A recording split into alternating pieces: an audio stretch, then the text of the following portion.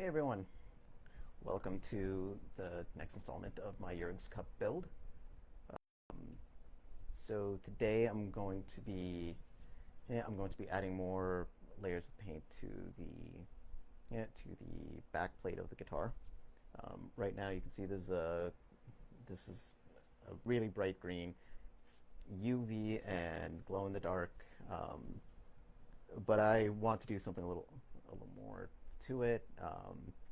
I'm basically going to add another layer of paint on here, and then I'm going to blot at it with a newspaper or something.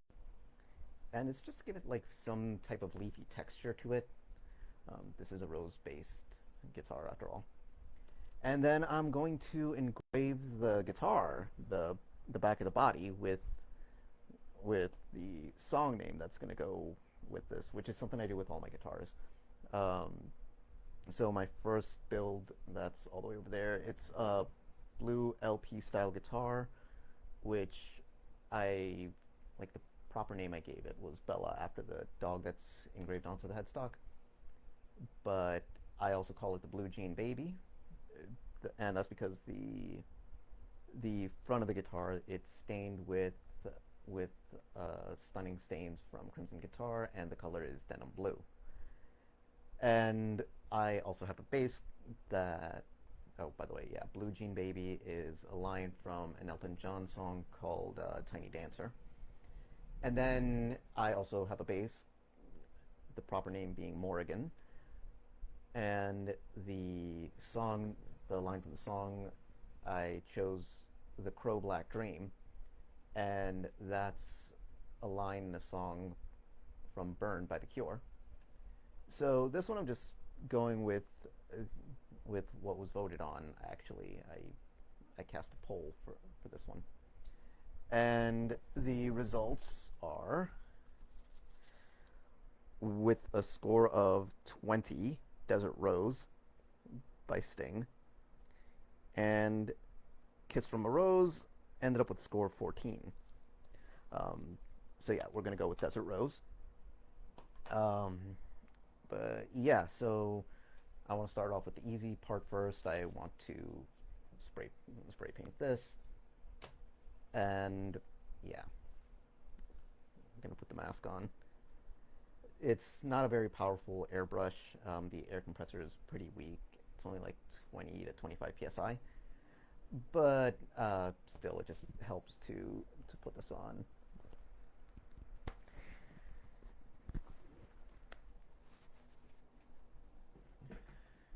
Okay, so let's get started.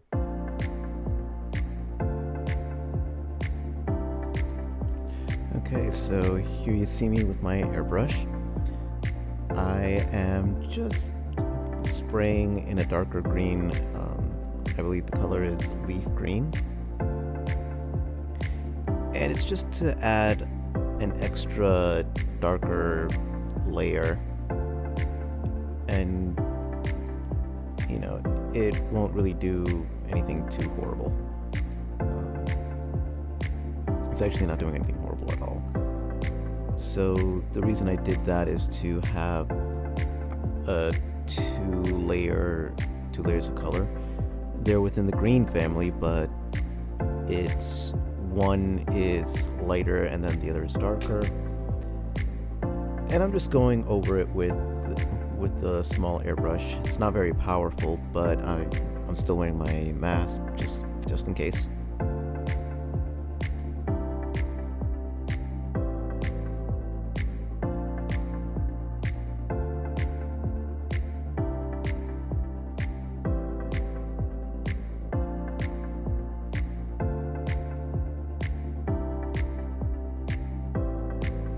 Okay, and now you see I'm blotting over it in paper so that what ends up happening is some of that dark green paint will be lifted off, and some of the lighter paint will still be there. So it gives this dark to light texture, and yeah, it's still UV reactive, and certain parts still glow in the dark, as you can see, kind of. Okay, now now that that's over, it's time to engrave the headstock.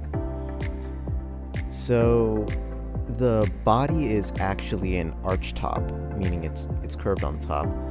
So if I were to just lay it on a flat surface, it was going to wobble around. So what I did to mitigate that is I put on a pillow. I took a pillow, I put it onto the table, and then I clamped the body down onto the table with some clamps. And that gives me an even coating, like an even playing field. And as you can see, I'm experimenting with different engraving bits. My first ones didn't work out so well. So I used these other engraving bits that I bought from from Home Depot.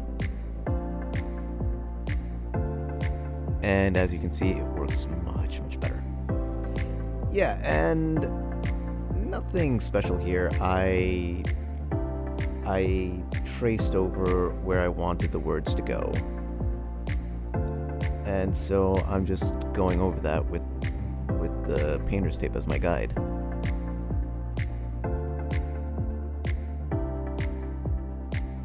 And as you can tell, I am wearing a mask, I'm wearing goggles, I'm even wearing a hat because I didn't want any of the dust getting in my hair.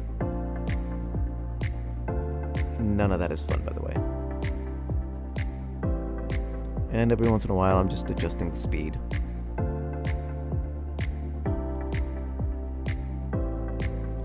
You know, the reason I'm doing this is just for, you know, it's just cool to have an engraved guitar. It's like having a real cool tattoo.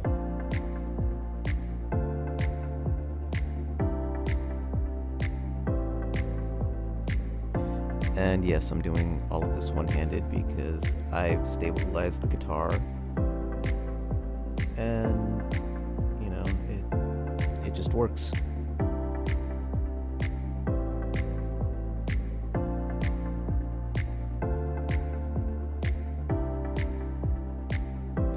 And yeah, as with most of these voiceover videos, this is sped up quite a good bit.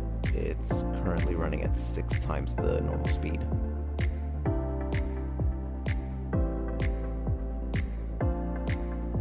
And as you can see, I'm doing a second pass just to even things out.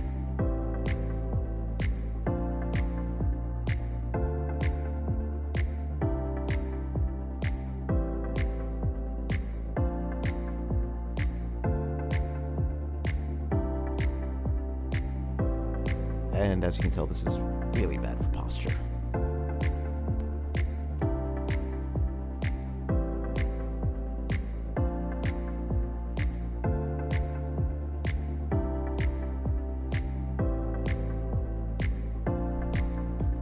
Okay, and so I'm going to change the bits to a smoother bit, to another bit. It's smoother.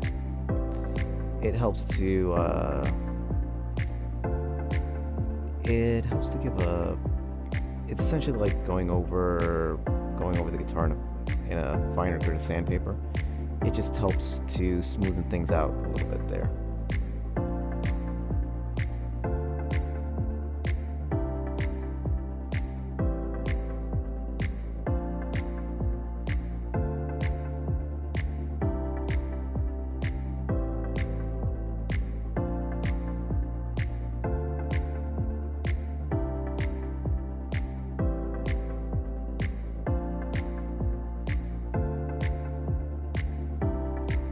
And as you can see, the engravings are getting more and more well defined here.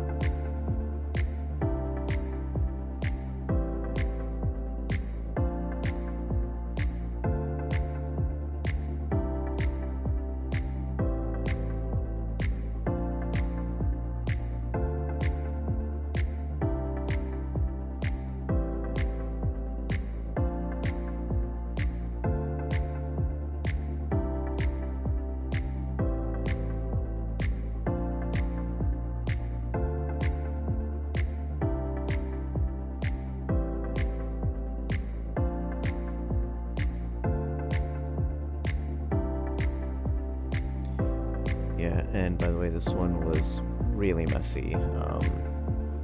There's just wood dust all over the place.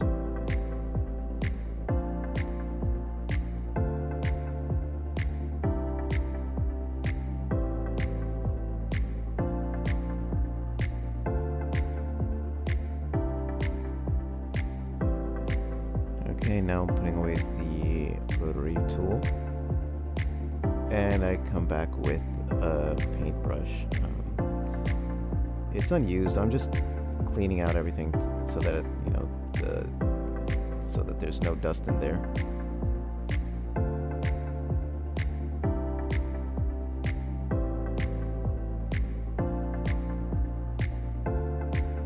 And I'm just doing one final pass.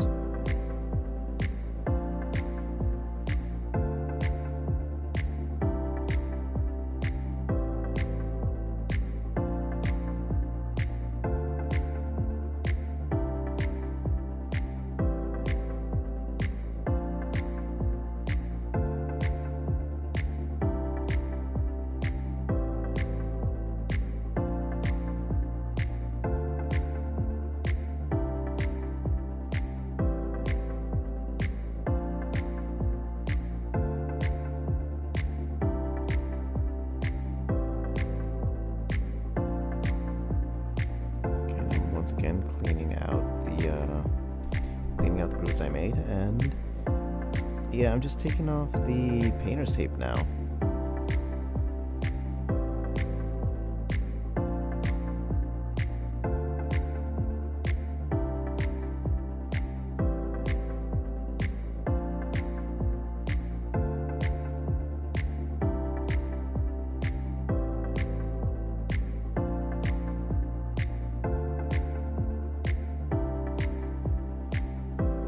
Check and see how deep the grooves are.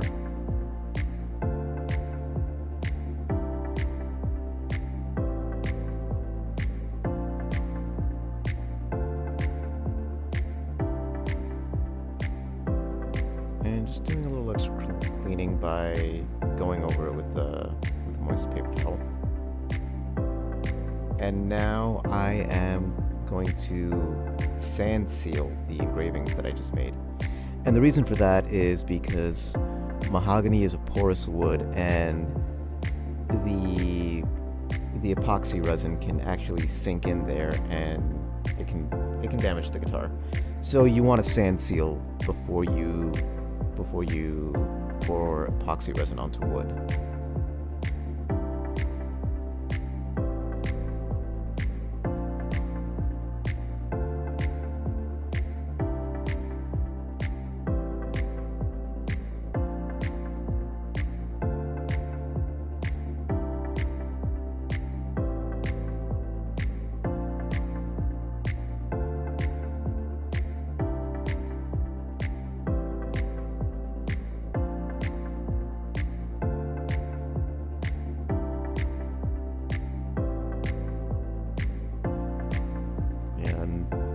Had some random people calling me, so I just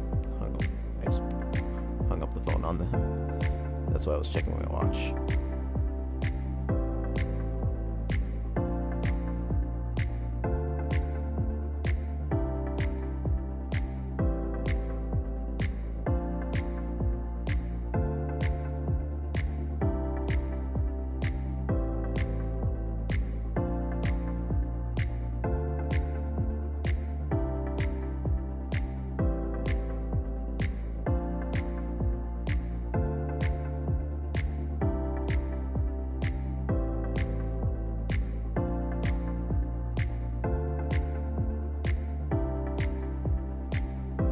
And yeah, that's it.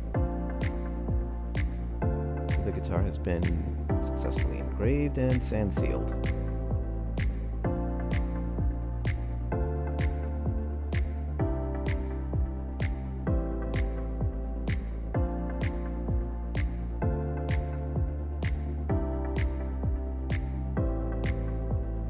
Okay, and now it's a different day, obviously, because I'm close.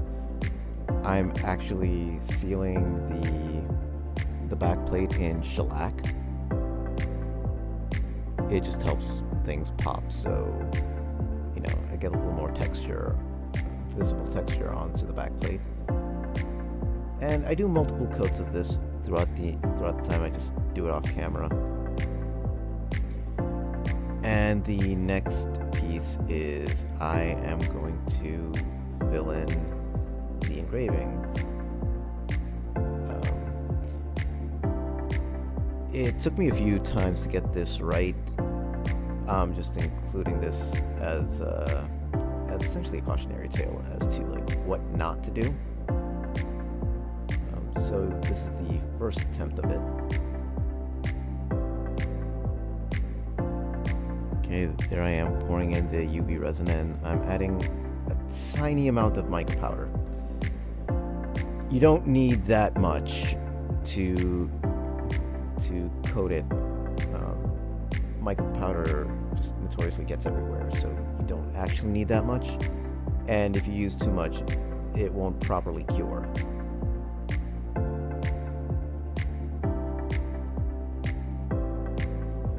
And yeah, as you can see, I put on a mask after just a few moments, and that's because epoxy, it has a smell to it, and it can be pretty damn toxic.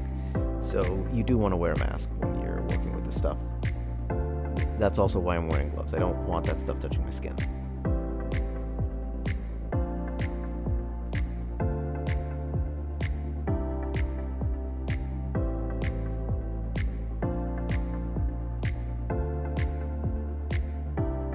Okay, and I saw that there were air bubbles, so I'm just getting rid of them with my heat gun. And I'm testing out the UV resin on a stirrer.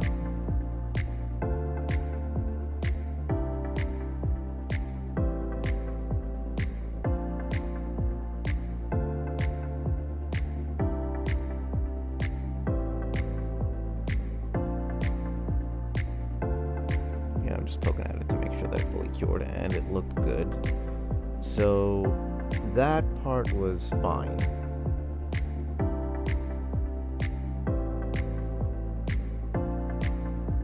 And this is where I kind of got out of hand, because this pour wasn't exactly very friendly.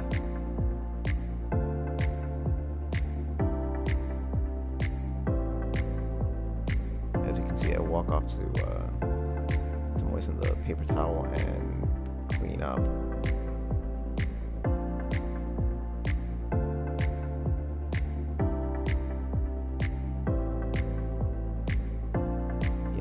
Wiping away some of the epoxy that overflowed.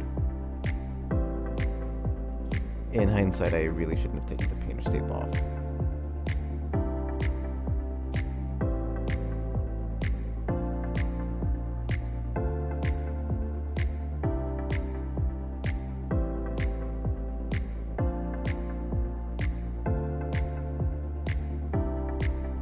And another mistake that I'm doing here is I'm just letting it all flow.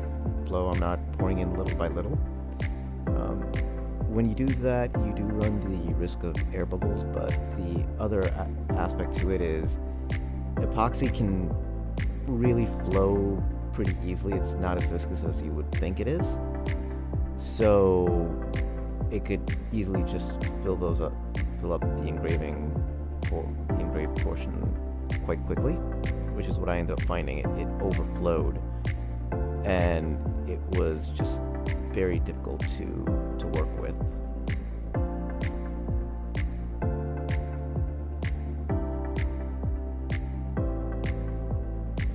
So there was nothing wrong with this method per se. It's just that I wasn't really very patient, and I let the epoxy overflow, and that's what led to some of the troubles that I ran into later. Particularly, trying to sand it back to just the bare wood.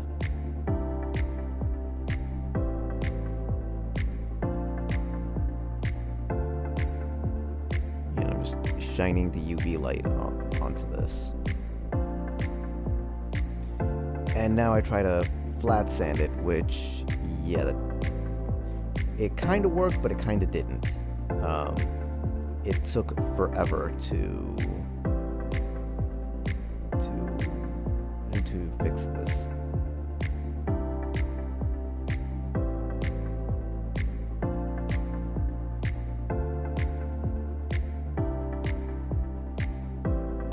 Yeah, and every so often I'm cleaning off the dirt, or trying to.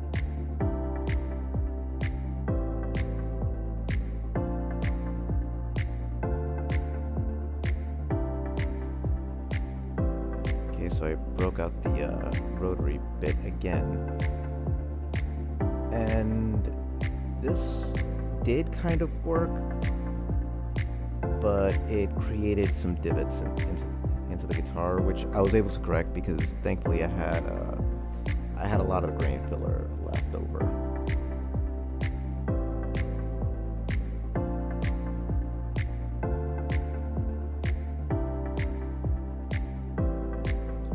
And really what I'm just trying to do is I'm trying to get the epoxy to sit flush with the rest of the body.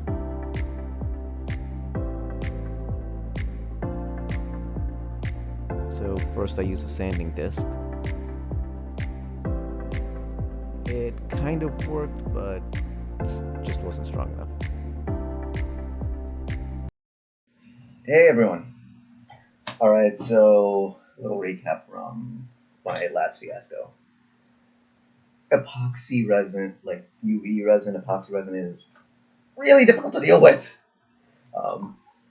So yeah, last time I was on here, I engraved desert rose into this. I sand sealed, then I filled it with a combination of epoxy resin and mica powder. Did not work so well.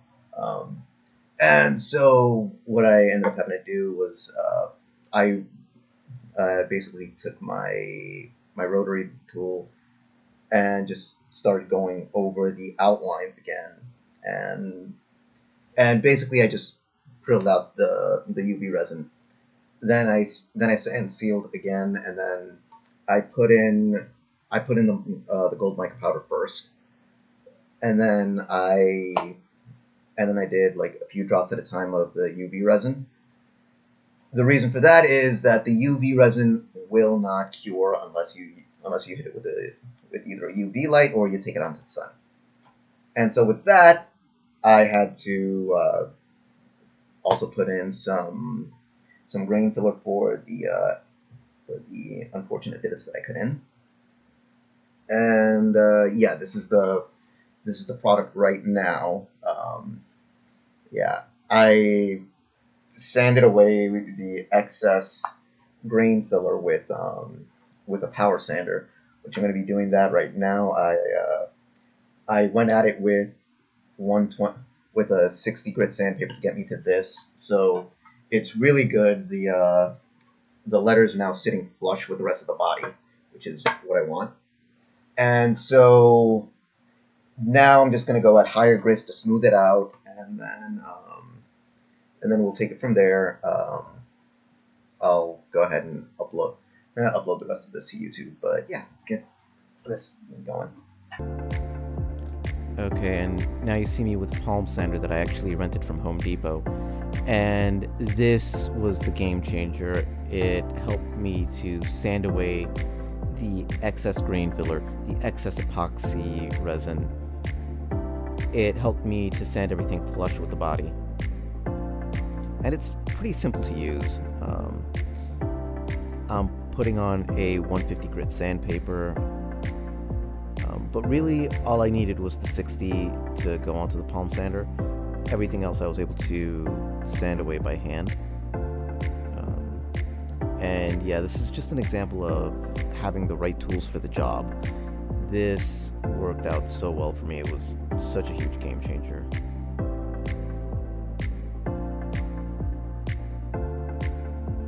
you can see, I'm moving on to a higher grit. And I'm just using a small sanding block and going over the body. And occasionally I'm just feeling out just to make sure that the epoxy resin is flush with the wood of the body.